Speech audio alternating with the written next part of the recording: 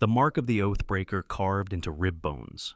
In the shadowed mists of medieval Scotland, where clans clashed fiercely and honor was a currency as valuable as gold, an eerie and unsettling legend quietly passed through the whispers of graveyards and the hushed conversations of elders. It was said that those who betrayed their sacred oaths, the Oathbreakers, were marked in death in a way that transcended the physical world. A secret symbol, carved deep into their ribs, branded their betrayal for eternity. This mark was never recorded in any official scroll or chronicled in stone. It survived only in the oral tales and fearful whispers exchanged among the living and the dead. In a time when loyalty bound a man's life and legacy, breaking an oath was the gravest sin imaginable. Oaths were sworn on sacred relics, under the watchful eyes of clan leaders, and often sealed by blood. To break such a vow was to invite not only the scorn of kin, but also a curse that would follow beyond the grave.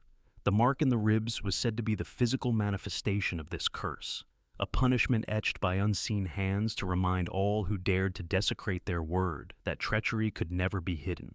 The ribs, guarding the heart and lungs, symbolized the core of a person's life force and honor. To bear a mark, there was to carry an eternal stain upon one's very essence.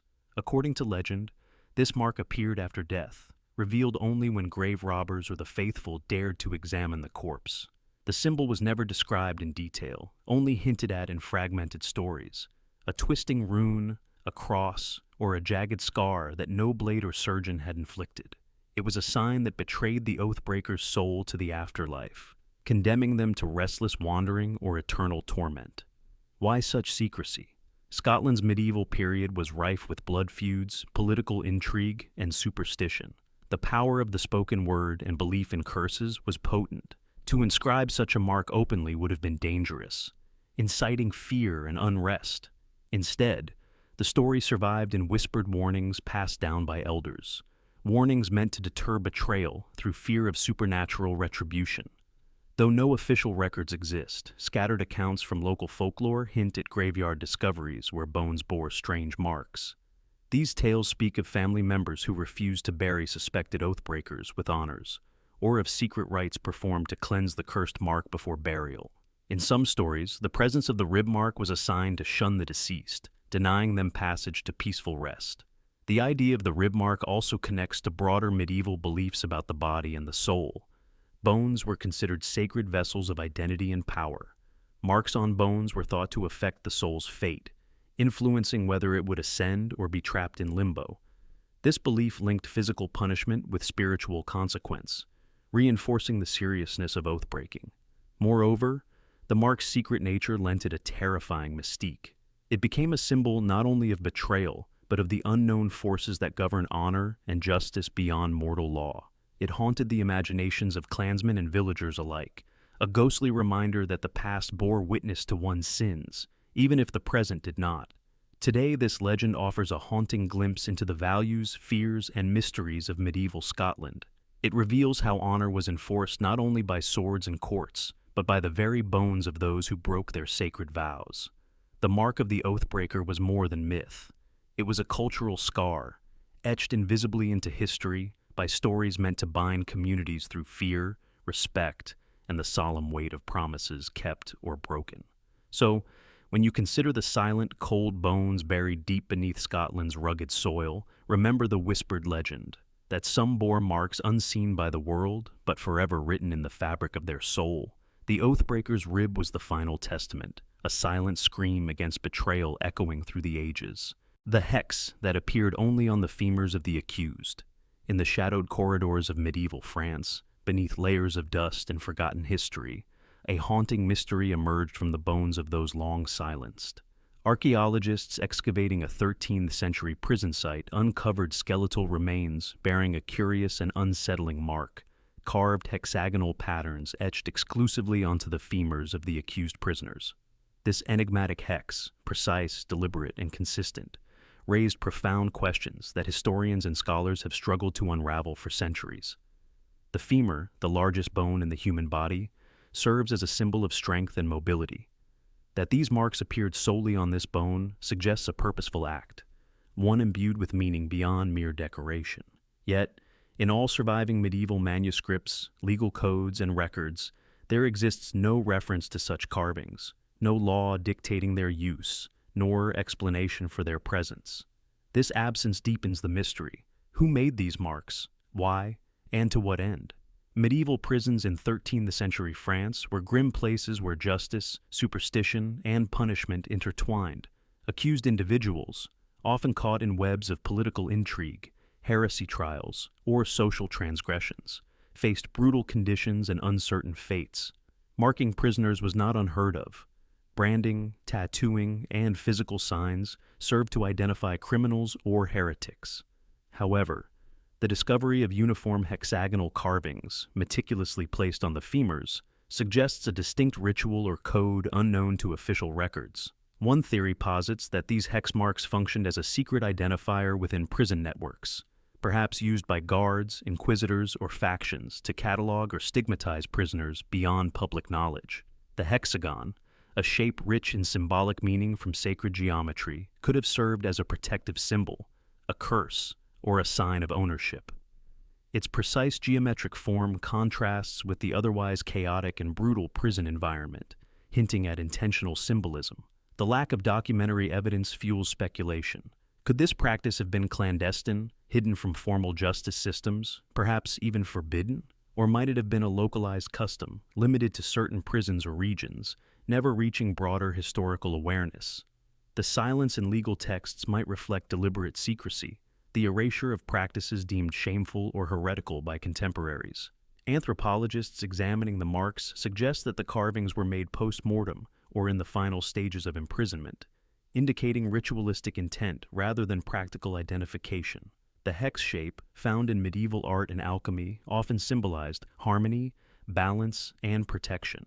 Its use on the femur might have been an attempt to invoke such qualities, either as a curse to weaken the accused or a talisman to guard their journey beyond death. This enigmatic practice forces us to confront the gaps in our historical understanding. What secrets were prisons hiding? How did the blend of law, superstition, and power manifest in such cryptic ways? The hex marks on these femurs stand as silent witnesses, carved into bone and mystery alike. Today, this puzzle continues to captivate historians, archaeologists, and enthusiasts of medieval lore.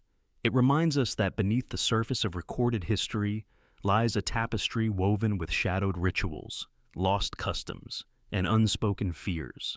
The hex on the femurs of the accused is a stark emblem of a world where punishment transcended the physical, reaching into the symbolic and the unknown, an enduring enigma etched into the very bones of the past.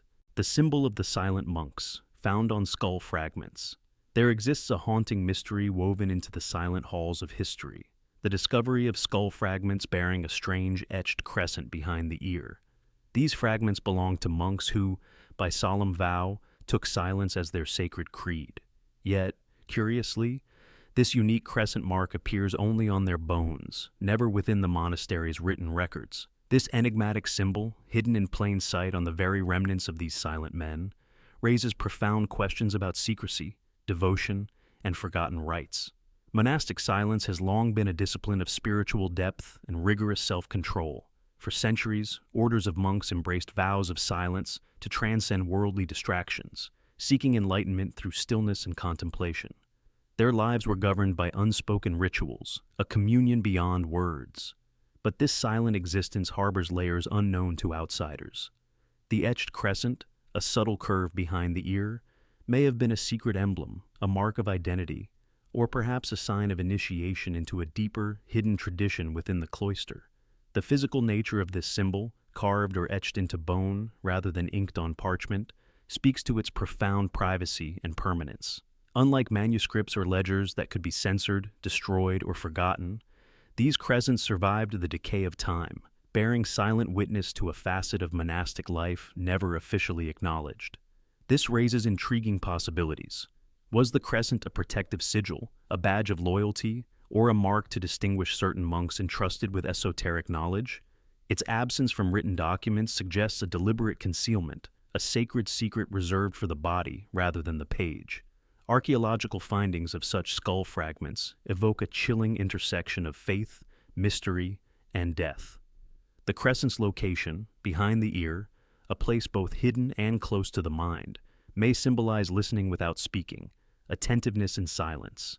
It invites speculation about rituals performed upon death, the marking of the faithful in a way that transcends life and enters into the realm of memory and legacy. The monk's silent testimony now echoes through these bone relics, telling stories untold by words. Historically, secret symbols have played crucial roles in religious orders, often representing spiritual ranks, hidden doctrines, or protective charms against spiritual peril. The silent monk's crescent may belong to this lineage, a cryptic code understood only by the initiates. Its discovery challenges historians and theologians to reconsider assumptions about monastic life and the interplay between public piety and private devotion. This mystery also touches on broader themes of what is recorded and what is erased in history.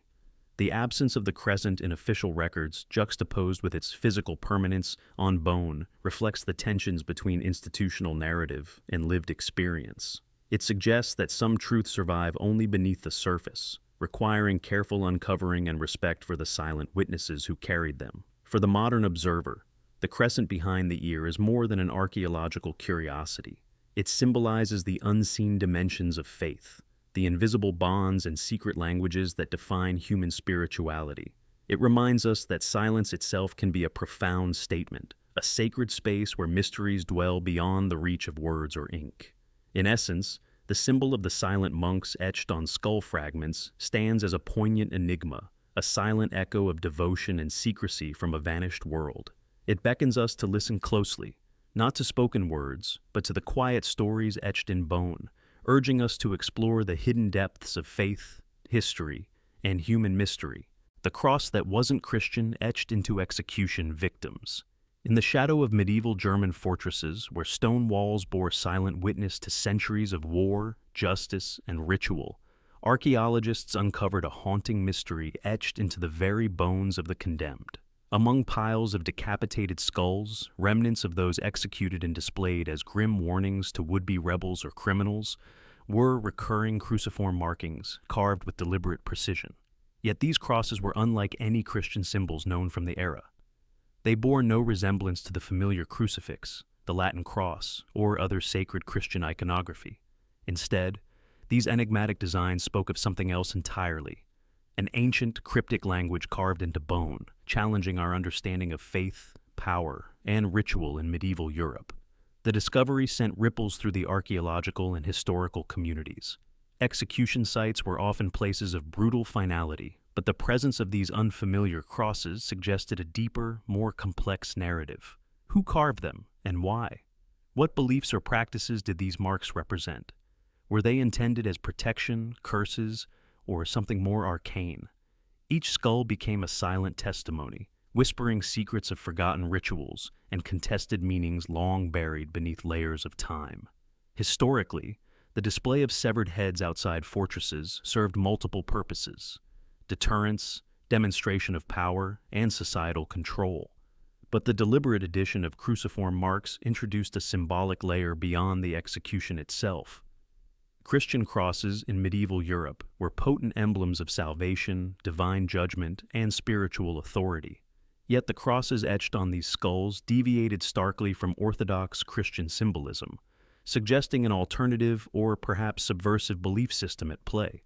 Some scholars propose that these cruciform carvings might have roots in pre-Christian or pagan traditions, survivals of earlier spiritual systems that clung to the margins even as Christianity dominated Europe. Others suggest that they could represent secret codes used by persecuted groups, heretics, dissenters, or marginalized sects, who imbued these marks with meanings inaccessible to mainstream society. The variation in the cross designs, none aligning with canonical Christian forms, fuels speculation about their purpose as talismans or warnings, crafted by executioners, priests, or even the condemned themselves. Archaeological context deepens the mystery.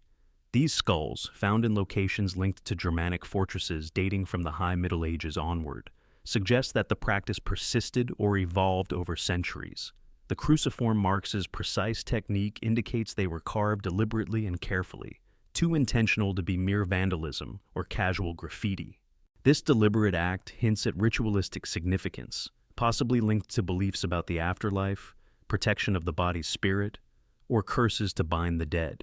Medieval chronicles rarely mention such markings, but their silence may reflect the secretive nature of these practices or the marginal status of those involved. Execution victims were often criminals, rebels, or political prisoners, individuals on the fringes of society whose treatment reflected social anxieties and power struggles. The cruciform carvings might have been a form of symbolic control, marking these skulls as objects of fear, sanctity, or otherworldly power. Comparative studies reveal parallels with other enigmatic markings in Europe and beyond. Similar cruciform symbols appear in ancient pagan artifacts, esoteric religious orders, and folk magic traditions. These crosses could thus represent a syncretism of beliefs, where Christian iconography was adapted or transformed to serve local spiritual or political needs. This blending of symbols challenges simplistic narratives of medieval religiosity and opens windows into the complex, contested spiritual landscapes of the past. The psychological impact of these carved crosses would have been profound. For onlookers, they might have reinforced the power of the fortress and its rulers, signaling not only physical domination, but spiritual authority over life and death. For the condemned, these marks could have been intended as curses or blessings, an attempt to affect their fate beyond death, or to influence the souls of enemies. The act of carving into the skulls transformed these human remains into potent objects charged with layered meaning. Modern forensic and archaeological techniques continue to study these marks, hoping to decode their origins and significance. Advances in material analysis, historical linguistics, and cultural anthropology offer new avenues to understand this dark and fascinating chapter of medieval history. Each skull, each cross, is a piece of a puzzle revealing how humans wrestled with mortality, belief, and power. This discovery challenges us to reconsider the past, not as a monolithic story of Christianity's rise, but as a complex tapestry where competing symbols and beliefs intersected violently and mysteriously. The cruciform marks on execution victims' skulls are stark reminders that history is not only written in texts, but carved in bone, bearing silent witness to the fears, hopes, and secrets of those long gone. The spiral of remorse, found in plague mass graves, in the shadow of one of Europe's darkest chapters, the bubonic plague that swept through Italy in the 14th century, archaeologists have uncovered a haunting mystery buried deep within mass graves. Among the countless skeletal remains of plague victims, dozens of shin bones bear a curious, deliberate mark, hand-carved spirals etched into the bone. These spirals appear repeatedly, a silent signature on the very bones of those who perished in overwhelming numbers. Yet, in the vast trove of plague chronicles, journals, and official records from the period, not a single mention exists of these enigmatic carvings. What could these spirals mean? Why would someone, in the face of unimaginable suffering and death, take the time and effort to carve intricate patterns on the bones of the dead? The answer lies not just in archaeology, but in the tangled web of medieval belief, remorse, and a desperate attempt to grasp meaning amid chaos. To understand this, we must first place ourselves in 14th century Italy, a land ravaged by the Black Death, a plague so deadly it wiped out up to 60% of some communities. Cities like Florence, Venice, and Milan became suffocated by fear and death. The familiar rhythms of life shattered as death carts rolled through streets, collecting the dead in mass pits, often with little ceremony or dignity. Entire families vanished in weeks. Survivors were left to reckon with trauma, loss, and the incomprehensible cruelty of a disease they could neither see nor understand. Burial practices at the time were frantic and pragmatic. The sheer volume of dead overwhelmed churchyards and cemeteries. Mass graves were hastily dug outside city walls, and victims were often thrown in without coffins or markers. It was a time when the spiritual comfort of a proper burial was largely lost. Yet, amidst this despair, the human need for ritual, for acknowledgement of the dead's suffering, persisted. The spirals carved into shin bones, a discovery made only recently with advances in forensic archaeology, hint at a hidden layer of meaning. Some scholars believe these marks were made by those who buried the dead, gravediggers, clergy, or family members who managed to survive. In an era where written records were controlled by the elite and the church, the silent language of the bones may have been a secret code, a personal or communal act of remorse and remembrance. Why the shin bones? The shin bone, or tibia, is one of the most robust bones in the body, often surviving decomposition longer than others. It would be the most practical canvas for carvings that might survive the ravages of time. The spiral itself is an ancient symbol found in many cultures and epochs. It often represents cycles of life and death, of suffering and renewal, or of eternity. Could these spirals represent a plea for forgiveness, a sign of a soul caught in endless torment? Or were they a talisman, intended to protect the deceased from evil, or to guide their spirits safely through the afterlife?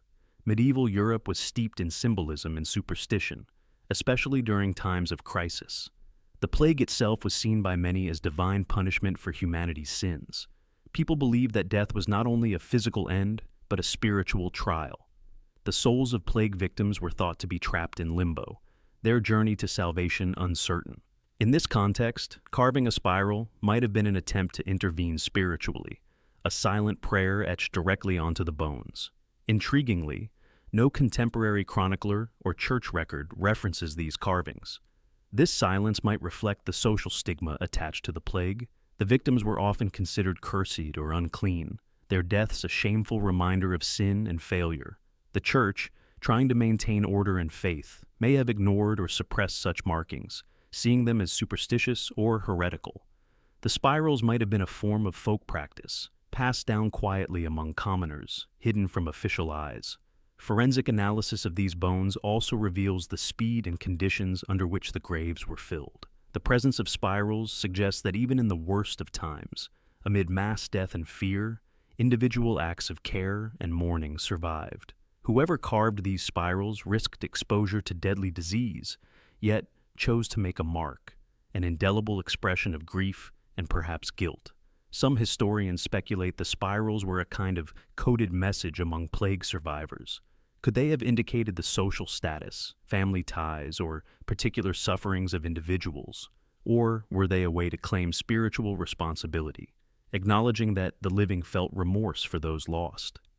This would align with the medieval obsession with penance and salvation.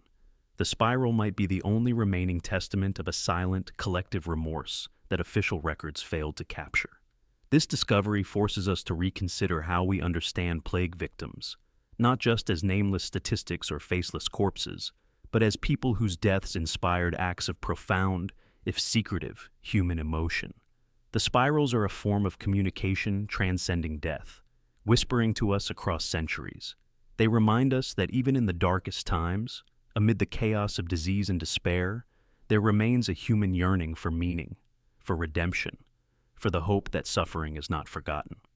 Today, as modern science and archaeology peel back the layers of history, the spirals carved into those shin bones stand as a chilling and beautiful mystery. They challenge us to look beyond the written word and official narratives, to hear the silent stories etched in bone. In the spirals, we see remorse etched in stone, or rather, in bone, the pain of a people trapped in a time of unprecedented death, and trying desperately to reconcile the horror they endured. This pattern, silent and persistent, etched into the very remains of plague victims, is perhaps one of the most poignant reminders that history is not only found in grand monuments or famous texts, but in the smallest, most overlooked marks left by human hands. The spiral of remorse is a testament to the resilience of the human spirit, the enduring weight of guilt and sorrow, and the profound need to leave a trace, even when the world around you is falling apart. In an age when death was everywhere and hope scarce, these spirals remain, carved quietly on shin bones, speaking to us across centuries, a spiral that winds endlessly through time, forever turning, never forgetting. The Crescent sigil found on bones in salt mines, deep beneath the rugged landscapes of Poland, where vast salt mines stretch like labyrinths carved by ancient hands, a chilling and perplexing mystery lingers in the shadows of history. For centuries, these mines have been places of both wealth and terror, where countless miners toiled in darkness, extracting precious salt that shaped economies and lives. But among the whispered tales passed down through generations, one strange and haunting phenomenon stands out, a recurring symbol etched not in stone, but in bone. Miners who were buried alive within the unforgiving depths were later discovered with identical crescent-shaped carvings on their collarbones. Sigils never recorded in any safety ritual or official record, but hauntingly present on the remains of the lost. Salt mining in medieval and early modern Poland was an arduous and dangerous enterprise. Cave-ins, floods, and suffocation claimed many lives, and the fear of being trapped alive was a dread that no miner could escape. Yet, what makes this legend so eerie is that the crescent-shaped sigil found on the collarbones of these unfortunate souls defies explanation. It was not part of any known protective talisman, nor was it mentioned in prayers or rites meant to safeguard miners against disaster. How did these marks come to be? The answer, shrouded in mystery, invites speculation. Some believe the crescents were carved by the miners themselves or their fellow workers, perhaps as secret symbols intended to protect or identify those trapped in the dark. Others suggest the sigils were imposed after death, a macabre form of marking by rescuers or later generations seeking to commemorate the victims. Yet, no historical documents validate these theories, leaving the crescent sigil as an enigmatic testament to suffering and survival lost to time. The crescent shape itself carries profound symbolism. Across many cultures, the crescent moon has represented change, transition, and protection against evil. In Eastern Europe, crescent imagery often held mystical or spiritual connotations, believed to ward off dark forces or guide souls in liminal spaces. That this shape appears on the collarbones, the bones protecting vital life-giving arteries and the gateway between body and breath, adds an unsettling layer of significance. It's as if the miners bore a silent, carved talisman at the threshold between life and death. Historical accounts of mining disasters in Poland recount harrowing tales of miners trapped beneath tons of rock and salt, their cries for rescue muffled by the earth itself. To find evidence of the crescent sigil on their bones centuries later is to glimpse a haunting dialogue between humanity and nature, survival, and surrender. The absence of these marks in any formal ritual suggests a secret, perhaps born in desperation, fear, or faith, shared quietly among miners as a silent pact or last hope. This phenomenon also touches on the broader cultural relationship with death and the afterlife in mining communities. Death underground was sudden and often without witnesses, and the unknown fate of trapped miners bred folklore filled with ghosts, spirits, and protective charms. The crescent carvings may be a fragment of these lost beliefs, a tangible relic of the intangible hopes that clung to the miners in their final moments. Today, these discoveries compel historians, archaeologists, and folklorists alike to reconsider how we understand the lived experience of miners long gone. They remind us that beyond the documented history lies a world of unspoken stories, where human hands left marks not just in the stone, but on their own bodies, etched in mystery and pain. So, when you think of the Polish salt mines, imagine the countless souls who labored in darkness, some marked with a crescent, a silent emblem of their passage through shadow and stone. This sigil, carved into collarbones hidden beneath layers of earth, is a haunting reminder that even in the deepest darkness, the human spirit sought to leave a trace. The hunter's mark carved into Boar, bones and human hands, deep within the dense forests of medieval Europe, an unusual symbol, an S-shaped rune, has puzzled historians and archaeologists alike. This enigmatic mark, sharp and sinuous, appears carved into the bones of wild boars, and strikingly, also etched onto the hand bones of suspected poachers.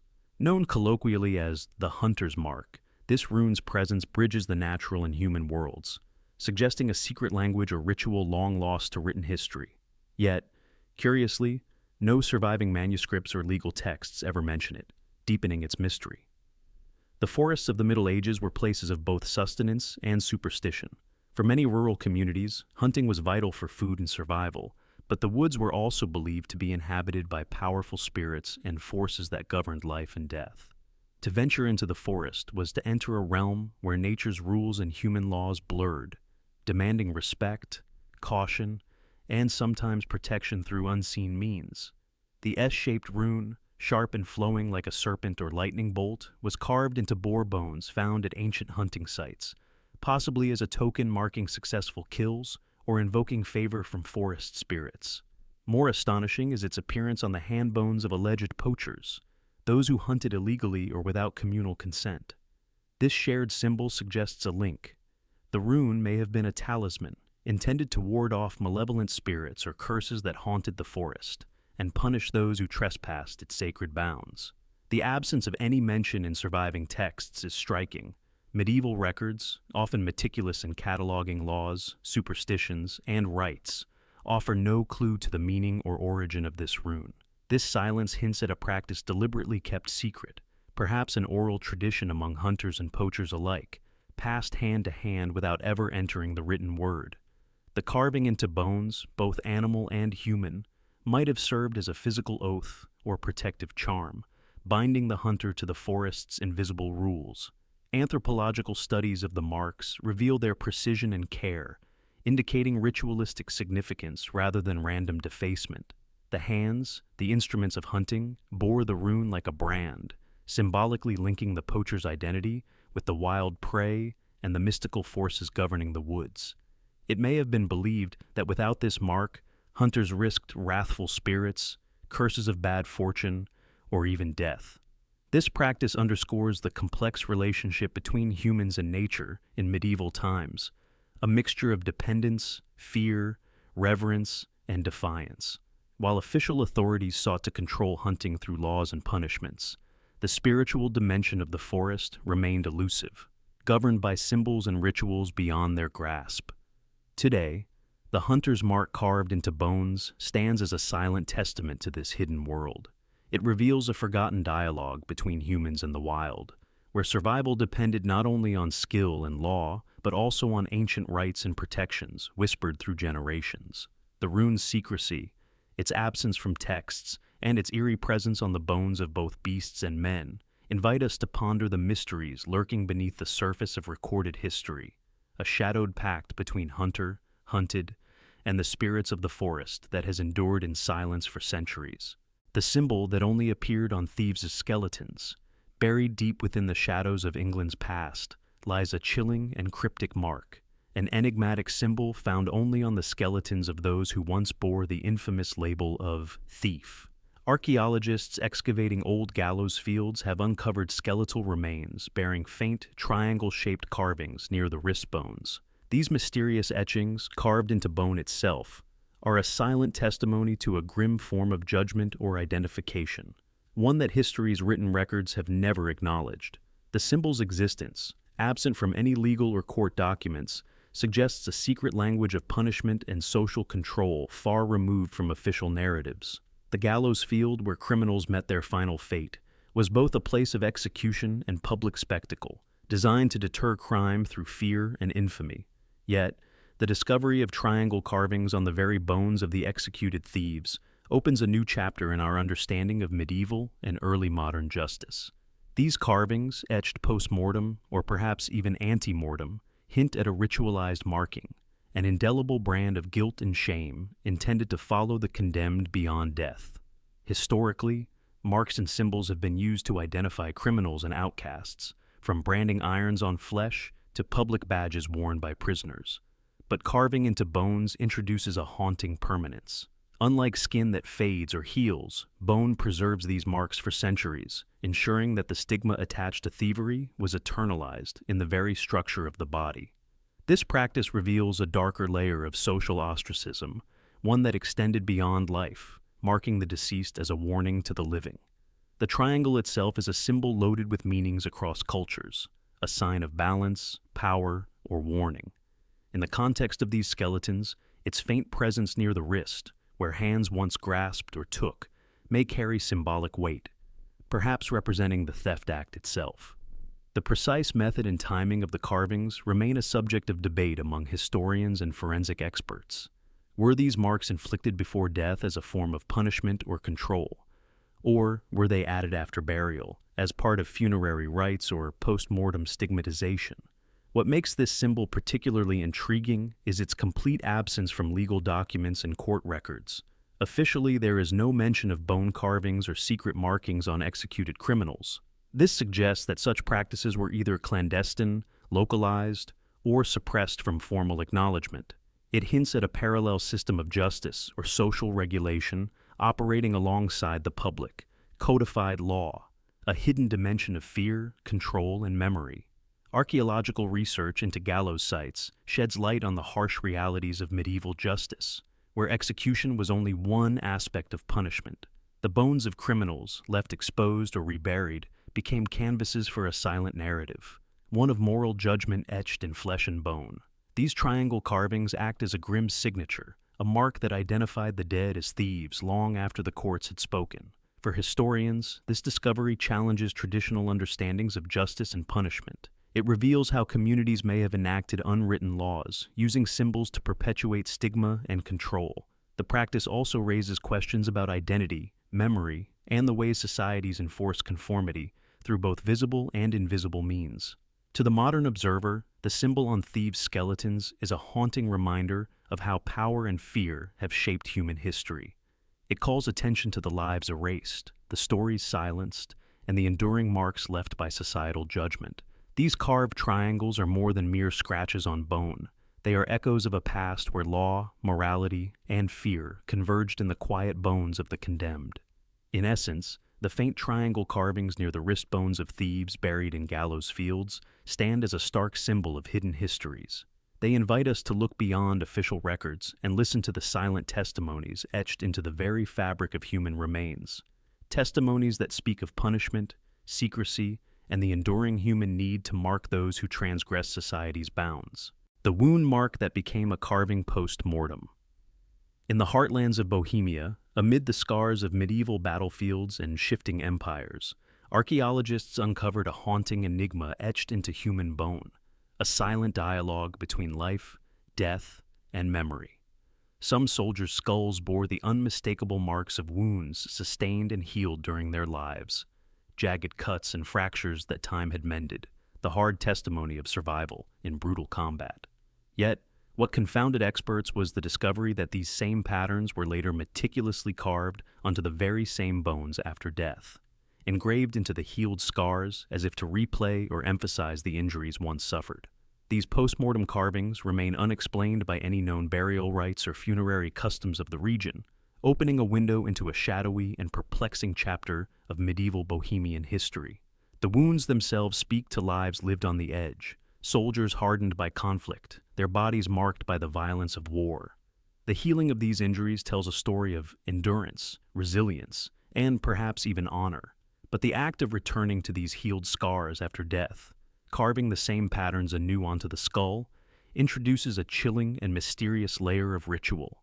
It is as if the dead were compelled to bear their battle wounds once more, transformed from mere injuries into permanent symbols etched in bone. Historians and archaeologists grapple with the implications. Was this post-mortem carving a form of remembrance, a brutal memorial carved by comrades or enemies to commemorate the soldiers' trials?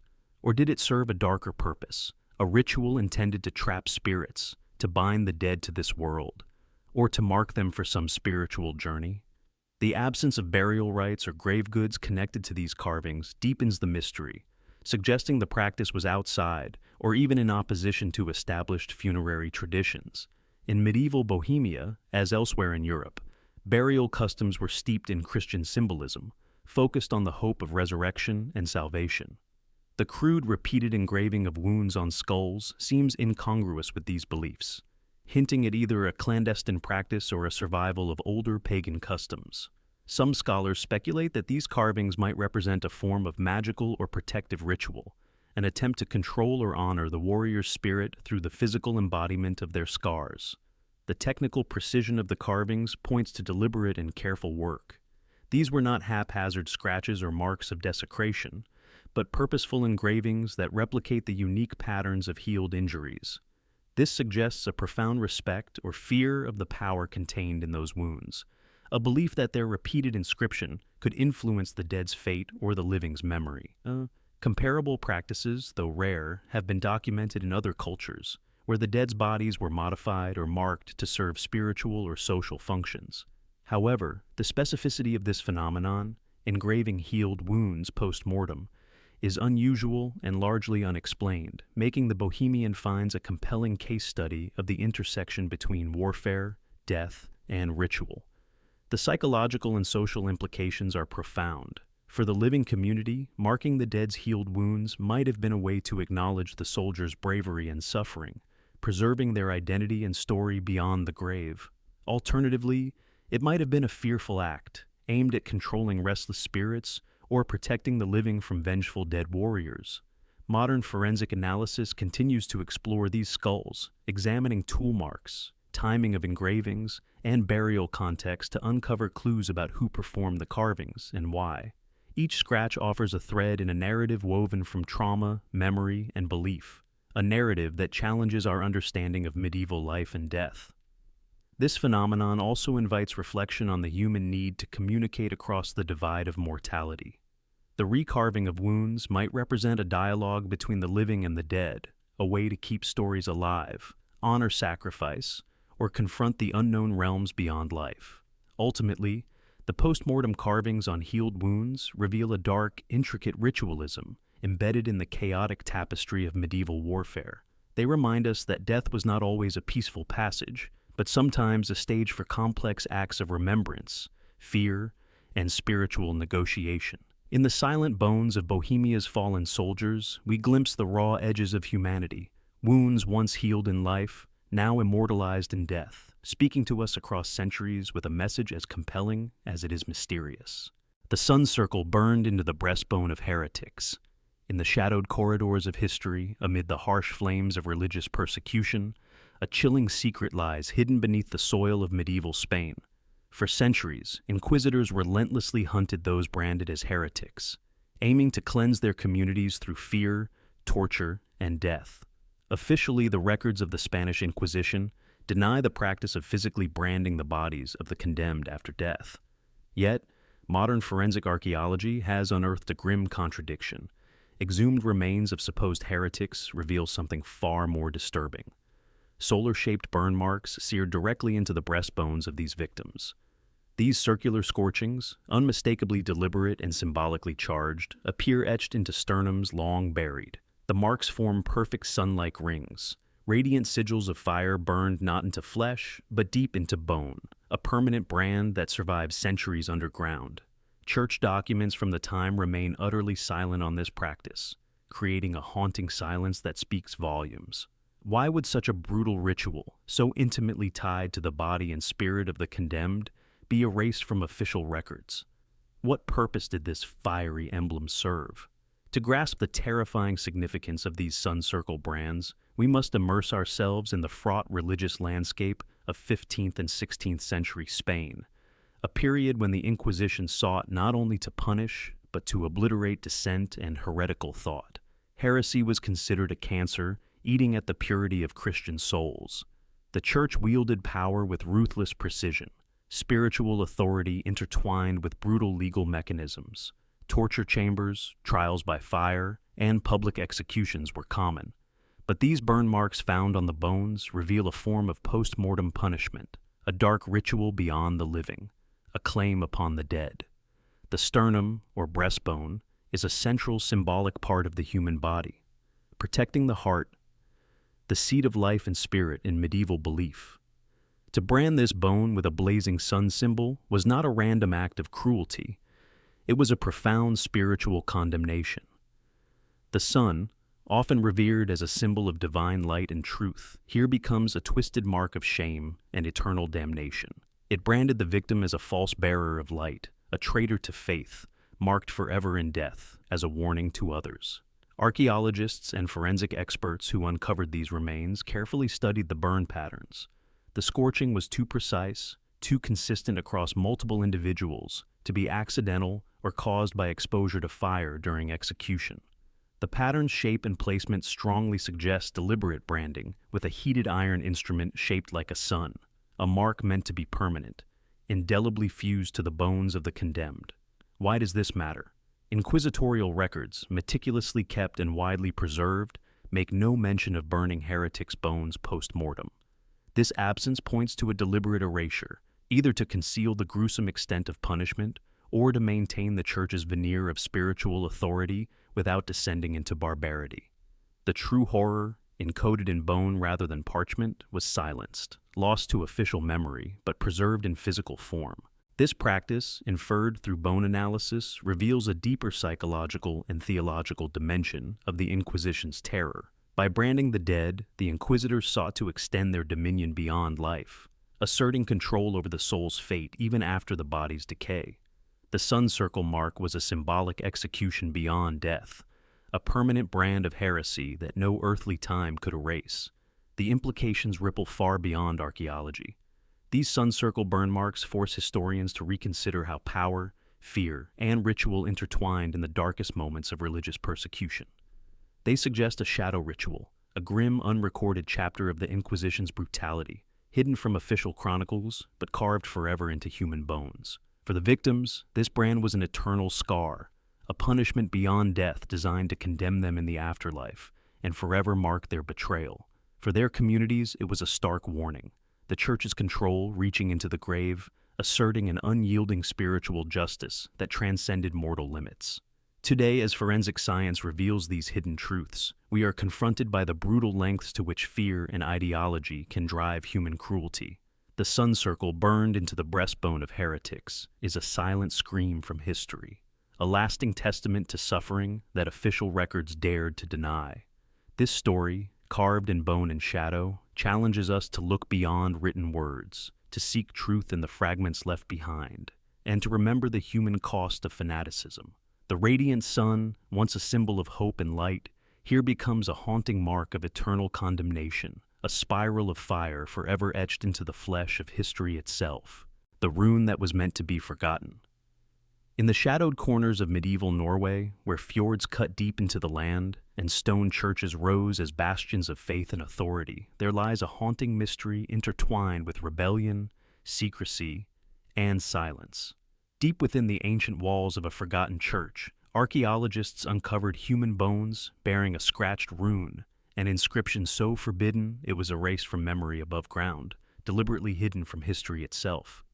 This was the rune meant to be forgotten. Norway in the Middle Ages was a land of shifting power, fierce loyalties, and local uprisings. When communities rose against authority, whether noble, clerical, or royal, the consequences were swift and brutal. In the aftermath, symbols of rebellion were crushed, names erased, and memories suppressed. Among these silenced emblems was a particular rune, scratched into bones concealed within church walls, a secret mark of resistance, pain, or perhaps a curse.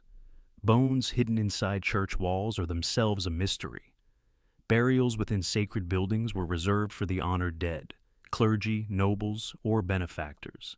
Yet these bones, found embedded in the mortar or beneath the stonework, suggest a burial of exclusion or concealment.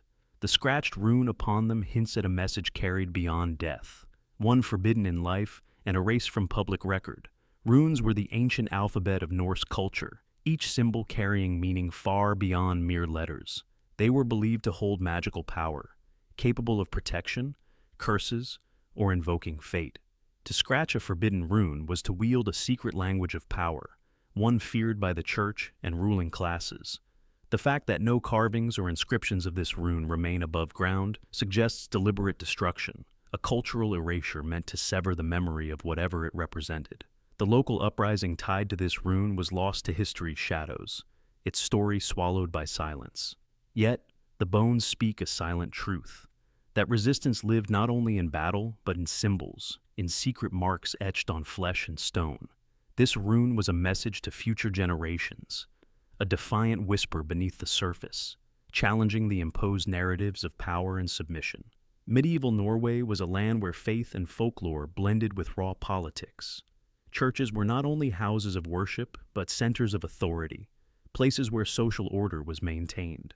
To bury bones with a forbidden rune inside a church wall was an act both sacrilegious and subversive, a final claim to identity and defiance that authorities tried desperately to erase. The discovery raises haunting questions. Who were these individuals? Were they rebels, victims, or outsiders? What did the rune mean to them, and why was it so dangerous that no trace remained above ground? The silence surrounding this symbol invites us to ponder the hidden layers of history, where stories are buried as deeply as bones. This rune that was meant to be forgotten is a testament to the power of memory and the lengths to which people will go to preserve or erase it. It reminds us that history is not only written in grand chronicles and monuments, but also in the hidden scars etched on bones and concealed within walls. Today, as modern hands uncover these secrets, we glimpse the echoes of forgotten struggles, the silent resistance of a people marked by a secret rune, defying oblivion. The rune may have been forbidden, its name erased, but its presence remains a haunting emblem of a story that refuses to die. So, when you stand before an ancient Norwegian church, consider the stones and bones that lie beneath, carrying secrets carved in silence. The rune meant to be forgotten still speaks, whispering through the ages of rebellion, memory, and the unyielding human spirit. The Spiral of Return, found on Anchorite skeletons. Beneath the sacred stone floors of medieval churches, archaeologists have uncovered a haunting and mysterious symbol etched into the very bones of those who sought solitude and divine connection, the Anchorites. These hermits, who devoted their lives to isolation and prayer, were buried within the church itself, and on many of their pelvis bones lies a carefully carved spiral, facing inward like a path winding toward the soul's center. Known as the Spiral of Return, this symbol evokes profound spiritual meaning, yet, curiously, it is absent from any known church doctrine or written theology. The Anchorites lived lives removed from the world, walled into small cells attached to churches, dedicating every moment to contemplation and communion with God. Their existence was one of profound discipline and symbolism, representing the ultimate inward journey of faith. The discovery of the spiral on their pelvic bones, the very core of human physical being, suggests a ritual or belief intimately tied to their understanding of the spiritual path. The spiral is a powerful and ancient symbol found across cultures and epochs, often representing cycles, growth, and inward journeys. It embodies movement toward a center or origin. In the context of these Anchorites, the inward-facing spiral carved into the pelvis can be interpreted as a metaphor for the soul's return to God, the turning away from the external world and the turning inward toward divine essence. What makes this discovery particularly intriguing is the absence of any mention of such markings in ecclesiastical texts or medieval theological writings. The Church's official records and doctrines remain silent on the use of physical symbols carved into the bodies of hermits. This silence suggests the Spiral of Return was part of an esoteric practice, perhaps known only to the Anchorites themselves, or a small circle of their spiritual guides. Anthropologists and historians speculate that the spiral might have been carved at the time of death or burial, serving as a sacred signifier of the hermit's spiritual journey completed. It could have acted as a talisman to protect the soul's passage, or a symbol of the Anchorite's transformation, both physical and metaphysical, after death. The pelvic location, close to the body's center of gravity and generation, may symbolize the origin and foundation of life, mirroring the soul's journey to its divine source. This enigmatic practice sheds light on the deeply personal and mystical aspects of medieval spirituality, often overshadowed by formal doctrine and ritual. The Anchorite spiral embodies a silent, intimate language of faith, a corporeal expression of their inward path that transcends written words. Today, the Spiral of Return carved into Anchorite skeletons invites us to reflect on the hidden dimensions of faith, devotion, and the human quest for meaning.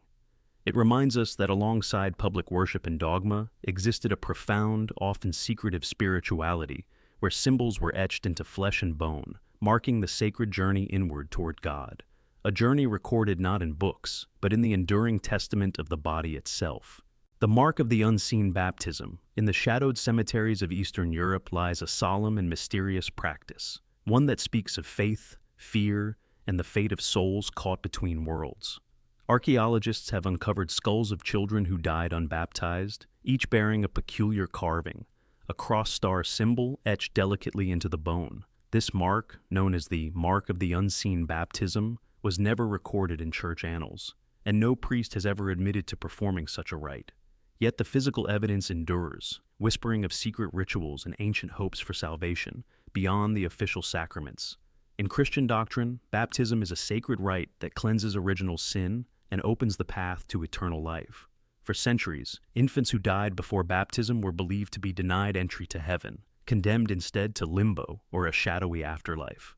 This belief weighed heavily on grieving families and clergy alike. In response, clandestine practices emerged, rituals conducted away from public scrutiny, perhaps even against ecclesiastical law, aimed at offering these lost souls a chance at grace. The cross-star carving found on the skulls is a poignant symbol blending the universal Christian cross with the radiant geometry of a star. Its placement, often on the forehead or near the crown, suggests an intentional and meaningful act, possibly performed soon after death. Unlike the water and words of formal baptism, this physical mark served as a silent, permanent sign, an unseen baptisms inscribed into the very bones of the child. Historical records are silent on this practice, perhaps due to its secretive nature or theological controversy. The Church's official stance was strict, but local customs often diverged, reflecting the complex realities of faith in remote or marginalized communities. Folklore and oral histories hint at midwives, healers, or lay people performing rites to protect the innocent dead, using symbols carved in bone to symbolically baptize those denied the sacrament in life. This ritual speaks to the profound human desire to care for the lost, to ensure their passage beyond mortal suffering. The mark of the unseen baptism embodies hope and defiance, a quiet rebellion against rigid doctrine, an act of mercy carved in silence. It connects the living and the dead through an intimate, tangible gesture, bridging spiritual necessity and cultural compassion. Anthropologists and theologians studying these skulls see in them the intersection of faith, death, and social practice. The physical act of carving transforms the body into a vessel of sacred meaning, preserving the memory of the child and the love of those who sought to save them. It reveals the layered complexity of religious life, where official dogma and folk belief intertwine. For modern observers, this mark is a haunting testament to forgotten rites and hidden histories. It challenges assumptions about uniformity in religious practice and invites reflection on how communities navigate the boundaries of salvation, ritual, and care. The cross star carved on these skulls is not just a symbol, it is a story etched in bone, a story of sorrow, hope, and the unseen acts of grace that transcend recorded history. In essence, the mark of the unseen baptism, found on unbaptized children's skulls in Eastern Europe, is a powerful emblem of faith's quiet resilience. It reminds us that beneath official records lie secret acts of compassion, carved in silence and carried through time. These marks beckon us to listen to the silent voices of the past, and to honor the unseen rituals that sought to light a path for the most vulnerable souls. The breath sigil, found on victims of suffocation. In the shadowed corridors of history, where fear and faith intertwined with brutal justice, the Inquisitions cast long and deadly shadows across Europe. Among the grim discoveries left behind by this era, archaeologists in France have uncovered a haunting mystery etched upon the bones of those believed to have suffocated during these dark times. Near the delicate nasal bones of several victims, tiny, meticulously carved sigils have been found, symbols unlike any recorded in contemporary manuals or guidebooks. Known by researchers as the breath sigil, these marks are thought to signify release. Yet, their precise meaning and origin remain an enigma, wrapped in layers of history, faith, and silent suffering. The very placement of the sigils near the nasal bones is both poignant and chilling. The nose, the gateway to breath and life, becomes the canvas for these cryptic symbols on bodies whose final moments were marked by the deprivation of that breath. The victims, often accused heretics or those condemned by ecclesiastical courts, face suffocation as a method of execution or torture. The discovery of these sigils suggests a deliberate symbolic act tied closely to the nature of their deaths. What purpose did these carvings serve? Were they marks of mercy, curses, or protective charms? Scholars propose several theories. One possibility is that the sigils were intended by persecutors or executioners as ritualistic seals, symbolizing the victim's release from earthly suffering or from the bonds of sin, as understood by the inquisitors.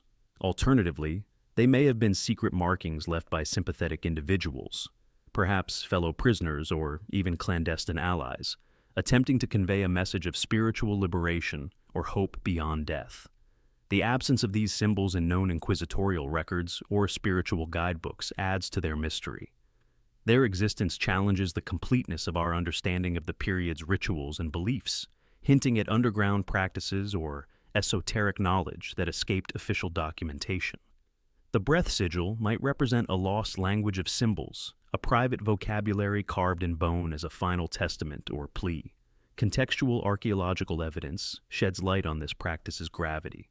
These victims, often found in mass graves or hidden burial sites, represent those silenced by fear and force. The the sigils transform their remains into poignant historical documents, communicating through symbol what written records omit. They embody the silent voices of those crushed by power, their suffering immortalized in the subtle incisions near the very essence of life, breath. Medieval Europe was steeped in symbolism, and the power of marks and sigils was widely recognized. From protective talismans to curses, symbols wielded spiritual and psychological influence. That such a mark would be carved into the face of a suffocated victim suggests a profound belief in the power of signs to transcend physical death. It reflects a worldview where the boundary between the material and spiritual was porous, and where symbols could guide souls, bind spirits, or signal release. The breath sigil also forces reflection on the human dimension of the Inquisitions, an era often reduced to statistics and dates. These carvings remind us that each victim was a person with beliefs, fears, and hopes. Whether the mark was inflicted by an oppressor or a sympathizer, it points to the complexity of human responses to death and justice in a time of terror. Modern forensic analysis continues to explore the technique, placement, and variations of these sigils, hoping to decode their origins and meanings. By combining anthropology, history, and spiritual studies, researchers aim to reconstruct the silent narratives embedded in bone, offering insight into practices long hidden beneath the surface of history. The breath sigil stands as a testament to the resilience of memory and symbolism amidst oppression. It calls on us to listen closely to the stories etched in the bones of the past, to honor the lives and deaths often lost in the grand sweep of history. These tiny marks near the nasal bones speak loudly across centuries, a cryptic yet powerful message of release, suffering, and the enduring search for meaning beyond the final breath. The symbol that only women's bones bore in a single abbey. Hidden beneath the crumbled stones of a forgotten abbey, archaeologists uncovered a secret etched not in parchment or stained glass, but in bone. Among the skeletal remains of this ruined monastic site, an astonishing discovery emerged. Every female skeleton bore a small geometric rune carved into the pelvic bones, near the hip. This mark, uniform in shape and placement, appeared on every woman recovered, yet is completely absent from any surviving abbey records, inventories of relics, or monastic writings. This eerie silence in the documents invites profound questions. What was this symbol? Why was it reserved exclusively for women? And why would a religious community mark the bones of the dead with a secret sign that vanished from all official history? To understand this mystery, we must travel back to the medieval period when abbeys were not only centers of worship, but also powerful social institutions. Monasteries and convents often housed communities of men and women, cloistered nuns and monks living under strict rules, but also serving as burial grounds for local laypeople. Death was ever present, and burial customs carried deep spiritual and social meaning. The pelvic bone, particularly near the hip, holds both symbolic and biological significance, marking the body's gender in ways the medieval mind intimately understood. Carving a rune there was not incidental. It was a deliberate act of identification and perhaps protection. But this geometric rune was unlike any Christian symbol recorded in texts or art. It bore no resemblance to crosses, chiros, or saintly marks. Instead, it was abstract, angular lines forming a pattern whose meaning remains elusive. Some scholars suggest this rune could have served multiple purposes. Perhaps it was a protective talisman, meant to shield women's souls in death from spiritual dangers or evil spirits believed to haunt burial sites. In medieval folklore, women were often seen as more vulnerable to witchcraft, possession, or curses. Marking their bones might have been a folk practice embedded quietly within the abbey's culture, a secret ritual kept from official ecclesiastical scrutiny. Others speculate the rune was a marker of social status or identity. The women buried there might have belonged to a particular guild, family, or religious order within the abbey's sphere, distinct from men and other women outside this community. The rune could signify membership or allegiance, a permanent badge inscribed onto bone rather than parchment, ensuring their identity endured beyond death. The complete absence of this symbol in monastic records is striking. Medieval abbeys were meticulous in recording relics, saints' remains, and holy artifacts. Yet this rune is unmentioned. This could indicate that the mark was unofficial, perhaps even taboo, known only to certain members of the community or passed down orally as a guarded secret. It is also possible the symbol represents a pre-Christian or pagan element, preserved covertly within the Abbey's practices. Many medieval religious sites were built over older sacred grounds, and syncretism between pagan and Christian beliefs was common. The rune's geometric abstraction aligns with patterns found in older European folk traditions, hinting at a hidden continuity of belief. Forensic examination reveals the carvings were made post-mortem, but shortly after death, suggesting the marks were added during burial rites rather than at some distant later date. This timing underscores the ritualistic nature of the act, part of the transition from life to afterlife, a final gesture of care, warning, or empowerment for the deceased women. This discovery challenges our understanding of medieval religious life. It reveals a dimension of lived experience and belief not preserved in texts, but carved into flesh and bone. The women's bones tell a story of identity, protection, and mystery, one erased from written memory, but eternally inscribed in stone. Today, as archaeologists piece together these fragments, the geometric rune stands as a silent witness to forgotten rites and hidden histories. It beckons us to look beyond official narratives, to honor the lives and deaths of those who left no words behind, but whose stories survive in the language of bone. In this ruined abbey, the symbol etched near women's hips is more than a mark. It is a message across time, a geometric rune that whispers of secrets kept, identities preserved, and the fragile, enduring power of women's presence in a world that often sought to silence them. The animal-human matching mark that appeared after famines. In the mist-shrouded fields and ancient burial grounds of Ireland, a chilling and enigmatic symbol has been unearthed from beneath layers of earth and sorrow, a diamond-shaped mark found carved both on human and cow bones in the grim aftermath of famine. This striking and mysterious emblem connects the fate of man and beast in a haunting testament to survival, desperation, and perhaps ancient ritual. Yet, no one knows which was carved first, the human or the animal. The mark remains a riddle etched in bone. Famine was a recurring nightmare in Ireland's history, where failed harvests, harsh winters, and economic hardship could spiral into devastating loss. Entire communities faced starvation, and death swept through both people and livestock. In these dark times, burials were often hurried and mass graves common, but the discovery of this matching symbol on the bones of humans and cattle suggests a profound link. A bond marked by ritual, superstition, or survival instinct. Why would the same diamond-shaped mark appear on both? Some scholars speculate it was a protective sign, an ancient attempt to bind the spirits of humans and their most vital livestock together, ensuring that both passed safely into the afterlife. Others suggest the mark may have been a form of identification, a way for grieving survivors to maintain a connection between lost family members and the animals that sustained them through famine. It could have been a talisman meant to ward off disease or evil in the troubled times that followed mass death. The diamond shape itself is rich in symbolism. Across many cultures, the diamond or lozenge represents fertility, protection, and the cycle of life and death. In Celtic tradition, geometric patterns often held magical significance, woven into textiles, carved into stones, and, as here, etched into bones. The appearance of this symbol on both human and animal remains hints at a shared destiny, an intertwined existence where the suffering and fate of one echoed in the other. Archaeological reports from famine burial sites in Ireland reveal that these marks are not isolated anomalies, but consistent across multiple locations and time periods. This pattern suggests a deliberate practice, not random defacement or damage. Yet, without written records explaining the mark, its purpose remains elusive, lost in the fog of history. The question of which was carved first, human or cow, adds to the mystery. Was the mark first applied to the cattle, sacred providers of sustenance, before passing it to the humans? Or was it a human symbol extended to the animals, a way to include them in the spiritual community? This uncertainty deepens the haunting nature of the discovery, inviting endless speculation but no clear answers. These marked bones stand as silent witnesses to the trauma of famine, the shared suffering of humans and animals alike.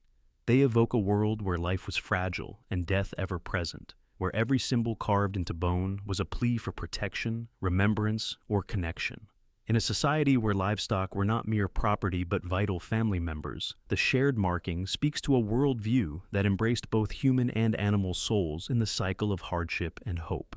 Today, as researchers carefully uncover these burial sites, the diamond-shaped mark challenges us to consider how ancient people coped with crisis, not only through practical means, but through symbolism and ritual that connected their world in unexpected ways. It is a reminder that in the darkest times, humanity sought meaning, unity, and perhaps comfort in the face of overwhelming loss. So, when you reflect on these bones marked with a matching symbol, think of the intertwined lives they represent, the silent dialogue between humans and animals caught in the relentless grip of famine. The diamond mark is a ghostly bond carved into history, a symbol that transcends time, echoing the enduring human need to find connection and meaning even in despair. The Thorn rune found only on bones with missing tongues. Across the fragmented tapestry of medieval Europe, a haunting enigma has emerged from beneath layers of forgotten soil and the silent testimony of bones. Archaeologists digging in ancient burial grounds and former prison sites have uncovered a disturbing and mysterious pattern. Skeletal remains showing clear signs of tongue removal, and etched onto the shoulder blades of these same individuals, a thorn-like rune. This jagged symbol, sharp and angular, repeats with unsettling consistency, yet it is nowhere to be found in any known medieval runic alphabet, manuscript, or legal record. It is as if the rune itself has been deliberately erased from history, a secret mark borne only by those silenced in life and marked in death. The removal of the tongue was a cruel and deliberate form of punishment in medieval society.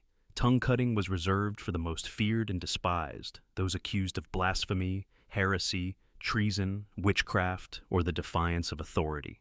Stripped of their voices, these individuals were rendered mute, robbed of the very tool of speech and protest, condemned to silence, not only by law, but by pain and mutilation. The act was meant to crush dissent and erase the power of words, ideas, and accusations that could threaten social or religious order. But the discovery of the thorn rune carved into the scapula, the shoulder blade bone, reveals a darker, more complex layer to this punishment. The scapula is a bone that carries weight and anchors strength. It supports the arms that wield tools, fight battles, and labor in submission. To carve a thorn-shaped mark into this bone was to inflict not only physical pain, but symbolic burden. The thorn rune, with its jagged edges resembling a crown of thorns, evokes images of suffering, persecution, and silent endurance. It acts as a physical brand of shame, a permanent emblem of social exile and spiritual torment.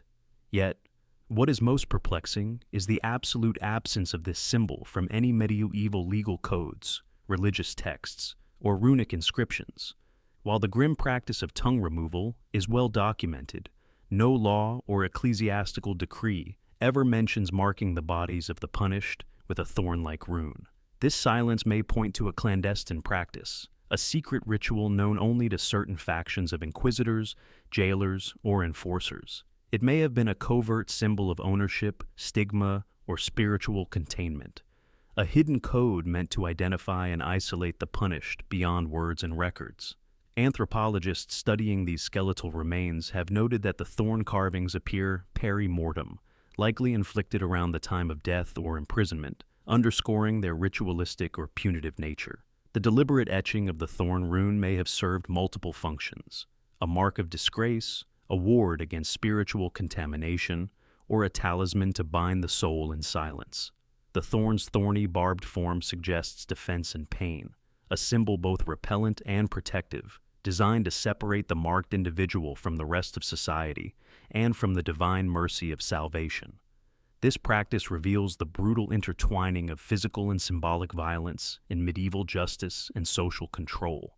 Removing a tongue was not enough. The offender had to be branded in bone with an indelible mark, a scar beyond flesh, meant to echo through death and beyond. It was a violence that transcended the body's surface and entered the realm of identity, memory, and the soul's fate.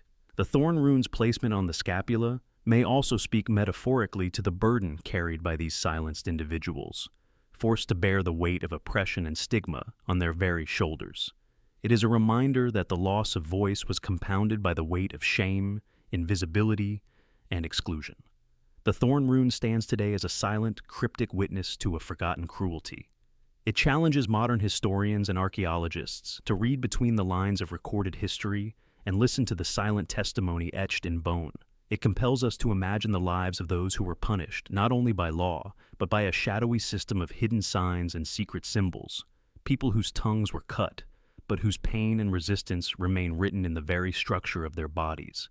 This forgotten glyph raises profound questions about medieval power and persecution. Who decided to carve this thorn? What was its exact meaning to those who wielded it? How did those marked with this rune live, silenced, shunned, yet branded forever? The absence of textual records may be deliberate, an act of erasure that reflects the very intent behind the punishment, to silence and invisibilize. Yet, in the bones, the message endures. The thorn rune, sharp and jagged, speaks of suffering and resilience, of the human spirit scarred but unbroken. It connects us to the voiceless victims of history, urging us to remember that justice was not always just, that punishment was often cruelty cloaked in authority. In the silence of these skeletons, carved with thorns and stripped of tongues, we find a testament to voices forcibly silenced and stories left untold. Their bones are a grim archive, a stark reminder of humanity's capacity for both cruelty and endurance. The thorn rune is a cipher, a haunting emblem that invites us to uncover the hidden histories of pain, power, and survival etched deep within the past.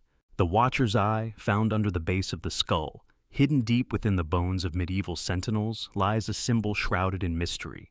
The Watcher's Eye, a meticulously carved eye-shaped emblem found beneath the base of the skull, inside the occipital bone. This enigmatic mark, discovered by archaeologists examining ancient remains, has no mention in any surviving texts, liturgical manuals, or monastic records. Yet its consistent appearance on the bones of those who served as guards or sentinels suggests a secret ritual, perhaps performed post-mortem by priests or shamans, intended to watch over the soul beyond death. The occipital bone, forming the back and base of the skull, is a place hidden from view in life, concealed beneath flesh and hair, and in death, tucked away within the remains. The choice to carve an eye symbol in this precise location speaks volumes. The eye has long been a potent emblem across cultures, a symbol of vigilance, protection, and spiritual insight. Known as the all-seeing eye or third eye, in various traditions, it represents awareness that transcends the physical, a guardian watching over the unseen realms. Medieval sentinels held a vital role, standing guard against threats both physical and spiritual. Their duty extended beyond mere watchfulness over castle walls or town gates. It encompassed the protection of community, faith, and order. That a ritual marking would be inscribed post-mortem suggests a belief that even in death, the sentinel's watch must continue, guarding against evil or harm in the afterlife. This Watcher's Eye may have been a symbolic tool, ensuring eternal vigilance. The absence of any textual record about this practice points to its secretive nature. It may have been part of esoteric rites known only to select clergy or practiced in remote regions, deliberately kept from official doctrine to preserve mystery or due to theological sensitivities. Alternatively, it might have been a folk custom that merged with Christian burial practices, blending spiritual protection with local tradition. Archaeological studies of these skulls show the carvings were executed with precision, indicating the work of skilled hands familiar with anatomy and symbolism. The effort to engrave such a hidden mark implies profound reverence for the sentinel's role and the desire to extend their duty beyond mortal life. This act of marking the bone itself transforms the remains into a talisman, a vessel charged with meaning and power. Culturally, the Watcher's Eye resonates with the human impulse to guard against the unknown after death. Across history, eyes have symbolized divine oversight, truth, and enlightenment. Carving this symbol on the remains of sentinels suggests a merging of protective magic and faith, a ritual ensuring that the guardianship entrusted in life would persist eternally. For modern observers, the Watcher's Eye challenges our understanding of medieval spirituality and burial customs. It reveals layers of belief not captured in official histories, a secret language written in bone, a testament to the fears and hopes surrounding death and the afterlife. It invites us to ponder the unseen rituals that shaped lives and deaths in an age when the boundary between the physical and spiritual was ever porous. In essence, The Watcher's Eye, carved inside the occipital bone of medieval sentinels, stands as a silent sentinel itself, a symbol etched in darkness, watching over history's forgotten guardians. It reminds us that some secrets lie not in books or parchments, but in the very fabric of the human body, waiting patiently to be seen and understood. The unwritten signature of the Bone Carver Guild, beneath the cobblestone streets and ancient spires of Prague, lies a hidden chapter of medieval craft and clandestine artistry, etched not in ink or parchment, but in bone. Archaeologists and historians have uncovered a fascinating and eerie phenomenon. The bones of executed criminals from the city bear peculiar, intricate marks, symbols and patterns unlike any common execution or burial signs. These marks, now attributed to a secretive and elusive group known only as the Bone Carver Guild, are a silent testament to an underground tradition of bone artisans whose signatures were never recorded in any official records or manuscripts.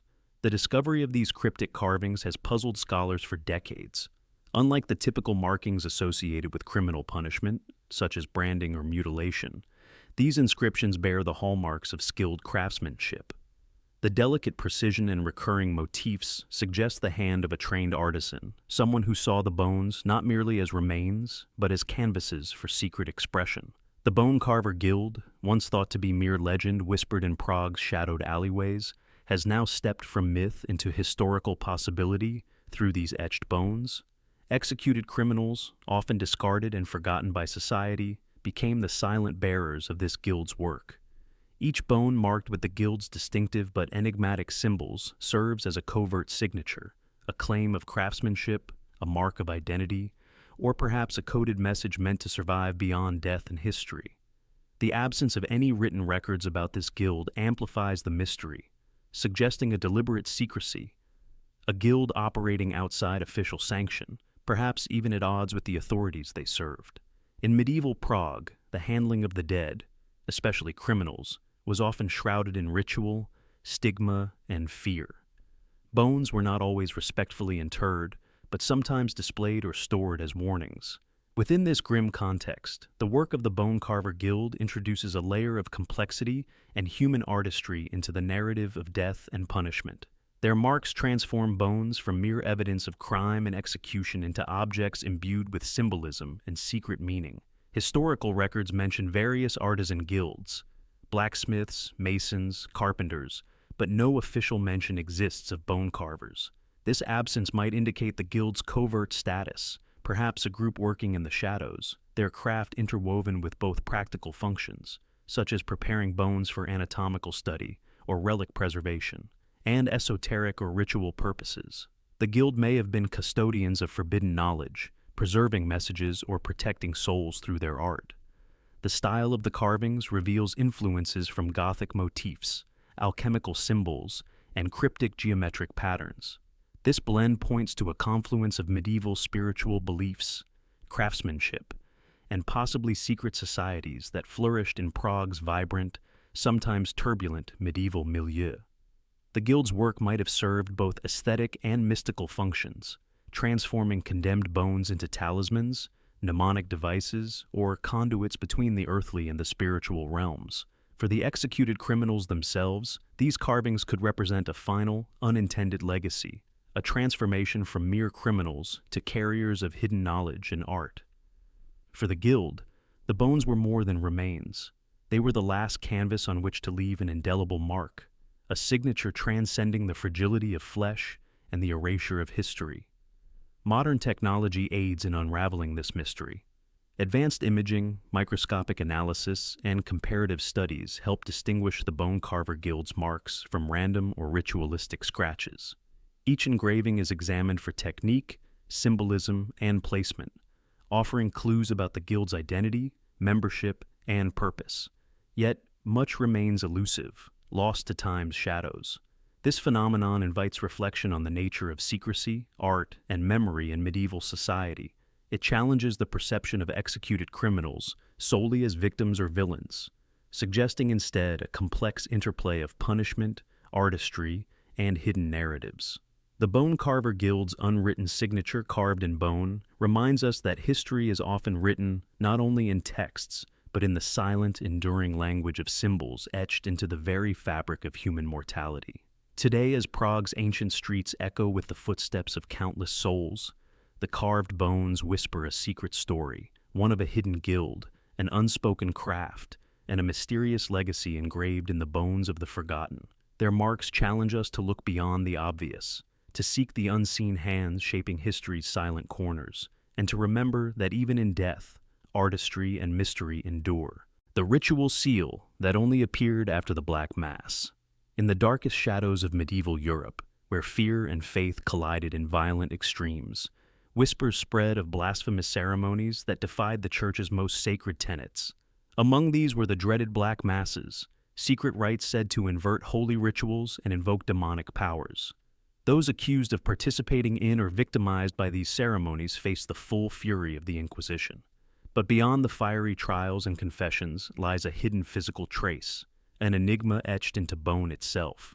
Inquisition victims, when questioned under torture or desperation, spoke of priests marking their bodies with mysterious symbols during these forbidden rites.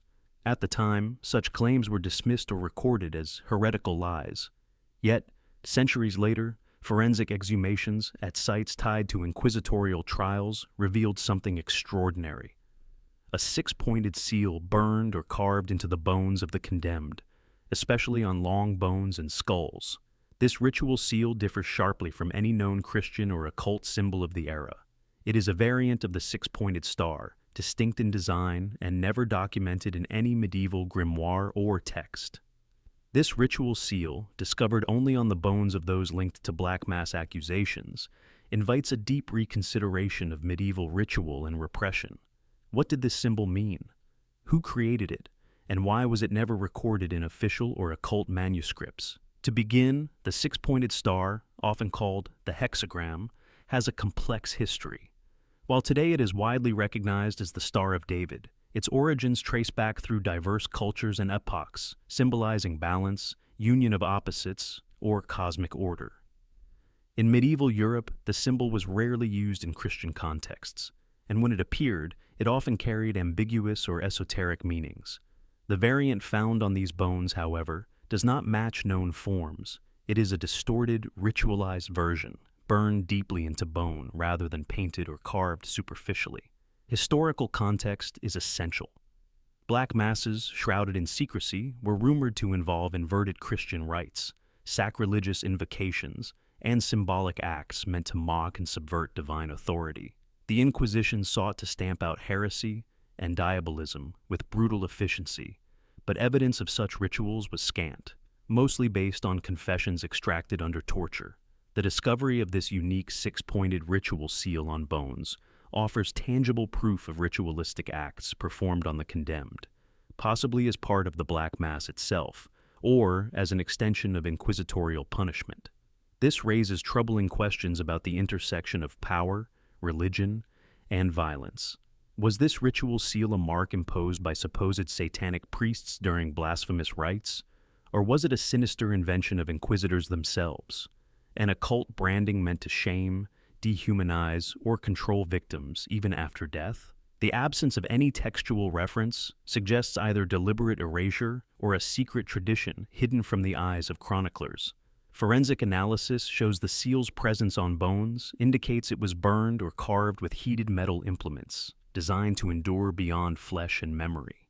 Placing such a mark on the body after death was unprecedented, extending the reach of ritual influence into the afterlife, condemning souls to eternal damnation, or marking them as eternally tainted. Victims' testimonies, though often dismissed, spoke of forced markings during nocturnal rites, symbols branded into skin and bone as part of demonic pacts or curses. These stories gain credibility when paired with the physical evidence discovered centuries later, challenging historians to reconsider the reliability of these accounts and the nature of medieval ritualistic violence. The seal's geometric distortion, its 6 points arranged not symmetrically but twisted into an unsettling pattern, may reflect an attempt to pervert sacred geometry, a symbolic inversion fitting the ethos of Black Masses. It stands as a stark contrast to Christian symbols of order and salvation, embodying chaos, rebellion, and spiritual corruption. This ritual seal thus occupies a liminal space between history and myth, between recorded fact and the dark, shadowy fears that gripped medieval Europe. It is a testament to the violent collision of belief systems, a material trace of a world where accusations, torture, and religious terror blurred the line between reality and nightmare. Today, as modern archaeology and forensic science uncover these hidden marks, the ritual seal remains a haunting symbol, a six-pointed mystery etched into the bones of the past, whispering of forgotten rites, suppressed truths, and the enduring scars of fanaticism.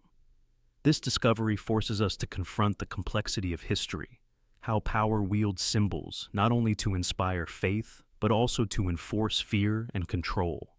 The ritual seal burned into bones is a silent relic of that dark dance, a reminder that beneath the surface of official histories lies a deeper, more disturbing truth etched forever in human flesh.